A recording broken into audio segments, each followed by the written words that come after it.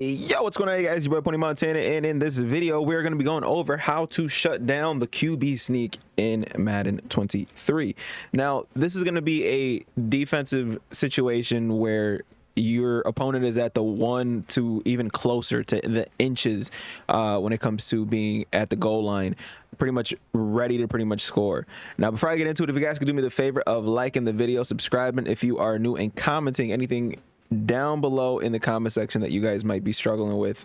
It doesn't matter what it is, or just comment FTA, because it's for the algorithm. It helps push these videos out to more and more people, and obviously the more people that we are able to help, the more we grow, and the more we grow, the more that we're going to be able to supply you guys with more content. Now, today we are going to be going over goal line defense, goal line situations in general, and how to utilize them as best as possible. And this is going to be no different than what you typically are going to run, and we're going to come out in goal line, but there is a slight difference that a lot of people are running either 6-2 or 5-3. People run 6-2 so they can stop sort of like pitch plays, you know, the strong tosses and potentially like the halfback power O. Now in this video, we're going to go over how to shut down pretty much everything in those formations.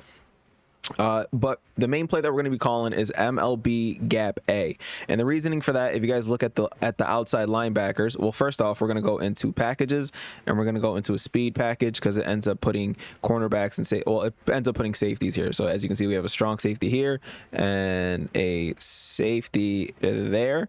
So you have your free safety and you have a strong safety now that are out there that are going to help with any type of pass coverage if they potentially try to fake a play. So MLB gap A in the speed package in goal line, and we're going goal line 5-3. Okay, so that's going to be the main thing. Now, when you come out in this, and as you can see, we're already right there, you're going to pinch your D line, spread your linebackers, and then you're going to crash your D line down, and then you're going to contain. Okay, now this is going to work for sneak D. It just says he's not scoring a touchdown there. If he scores a touchdown, you'll notice that the animation that you get is a little bit different. It kind of lights up a little bit different. Now, granted, he still didn't score a touchdown, but I'm just gonna keep sneaking until I get a touchdown, pretty much. But we're gonna showcase how to pretty much dominate anything that is in the middle of the field when it comes to these goal line plays, whether it be a run play, a sting play, or whatever the case may be. So what I'm gonna do is this. I'm just gonna shift my D line that way, so maybe we can. So you see how it kind of zooms in a little bit when you score a touchdown there. We're gonna prevent that nonstop, especially if they're coming out in goal line. So again, the defense that we're gonna do, we're gonna come out in this 5-3, and we're gonna pinch our D line. Then we're gonna spread our linebackers, crash our D line down, crash down, and then we're gonna contain. Okay, so the general basis of this is when we contain these guys, if they run some sort of a pitch or toss, these guys end up setting somewhat of an edge here, while you have obviously the extra help with whatever linebackers are out there to help. And now we're creating a little spider, and then we have our user to pretty much go all the way across. So yes, we just created a nice little spider with the squigglies, but it's just to showcase exactly what's going to happen with these contains and why you contain. Now your user, you're going to either end up hovering in between one of these, and this is what typical people do, is they hover in between one of these gaps. Hovering in between one of these gaps puts you at a disadvantage. You're already in QB sneak defense. You're simply going to shut down every other run in goal line pretty much. So instead of hovering in between one of the gaps here, you're going to hover right above on the opposite side of wherever the strong side is. So right now, you're going to hover ever so slightly towards that left side of that defensive tackle. And then because the strong side is the right side right now. So right now, right here is the strong side. You've got one, you've got two. This is the strong side. And, you know, you got two tight ends on that side, and then you got the extra tight end on the opposite end, and which indicates that the right side is our strong side. So you're going to end up hovering. Let's create a nice little line right up the middle here, right? And you see where my defender's helmet is? We have him more so towards that left side.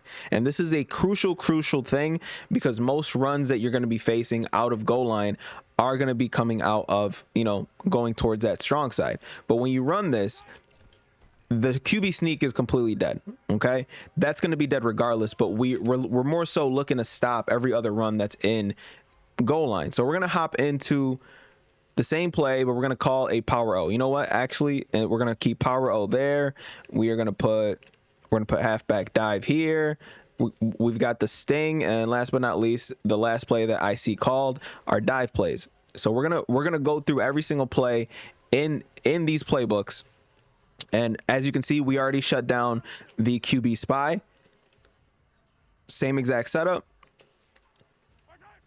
and as you can see, we're sitting there, and from time to time, and I'm gonna try to get the animation. I'm gonna try to get the animation, but sometimes you can also get the animation where you're literally just sacking the quarterback. As you can see, that this animation right there, sometimes you can actually get a fumble on that, and that's one of the main things. That's one of the main things that you do when you're trying to stop these runs. Now let's audible into a power O here, and we're running the same exact defense. This is like an end all be all defense for anything that's goal line. Absolutely clamped up behind the line, and that was a power play. So again, to make sure that it's not fluky, we're gonna do the same thing. Oh, we didn't audible into the power O, but we still stopped the QB sneak. So again, if they're coming out and they're trying to quick hike you, then this is gonna work. This is gonna work for that too. And as you can see, completely clamping down any type of power. As soon as you see that person going off for a handoff, you're literally taking your user and you're running straight down, because if they go for a play fake, you're gonna end up clamping that down as well. So this is gonna be like an end all be all for goal line defense. So let's audible into the halfback dive, because this should be a play that gets a lot of yardage. Oh, I'm not contained here. And again, same exact thing. That, granted, a little fluky, but we're going to show the instant replay on that, because we ended up getting that man free. And we're simply just taking the concept of every single run defense that is in the game, the best run defense, excuse me, that's in the game, where the pinch and the crash down. Now this is my own fault here. Look at me, stupid, just straight stupid, and whiffing a clean hit stick. That's me. This is me right here. I bet you're wondering how I got here, by being an idiot. Don't be me. I'm going for the hit stick regardless, because I want the big play. But as you can see, this is a tackle behind the backfield that I just whiffed, and that is against the halfback dive. So let's call the last one.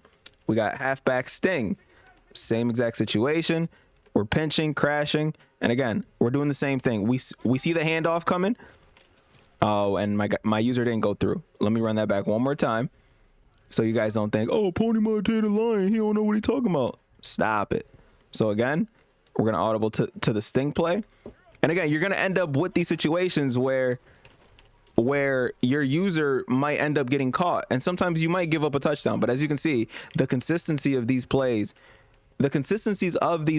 are going to make it so that you are stopping your opponent a lot more often. So your casual player, we're going to stop a lot more often. As you can see, this is the result that we want to get pretty much most of the time. Is this time we ended up getting the big boy, number 95, out there shooting the gap and tackling that halfback sting for a nice little loss there. And now, last but not least, we're going to go ahead and toss it against the toss. And this is going to be the same situation. Now, again, you have to make sure you're looking at the quarterback and what that quarterback is doing. If you see the tosses coming, you don't have to shoot straight down.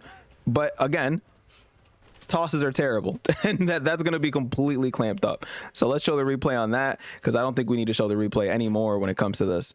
So the toss play happens, and the main reason why this works is because our contain, which is right here, he ends up taking an outside leverage here. So what happens when this happens is these guys here, and yes, I'm going to bring up the squigglies once again.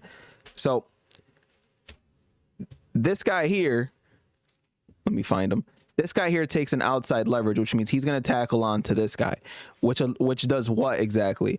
It allows these guys to pretty much either have a one-on-one situation, allowing somebody to get free, And then if your user is good enough, you're going to clamp up any hole that's in between, any gap that we ended up missing. So let's remove these real quick and let the play develop. As you can see, our contain here ends up going on to the tight end. I believe that's Travis Kelce, which allows this guy to pretty much be free here, which this is going to cause disruption as is, and they have to rely on the fullback here to pretty much get that block and slow down your defense. So again, we're gonna let the play develop a little bit more, and as you can see, now all of a sudden that person has to take that the running back has to take an angle underneath, because now he's nervous about this guy being too out wide.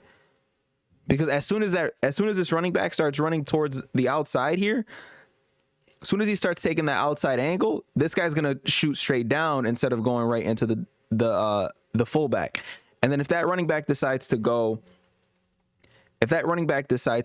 up here, this guy's gonna be there to clog up that hole. And then obviously on the back end of this, we have our user that's gonna end up pretty much right here, pretty much chasing anything that's, you know, the last line of defense essentially.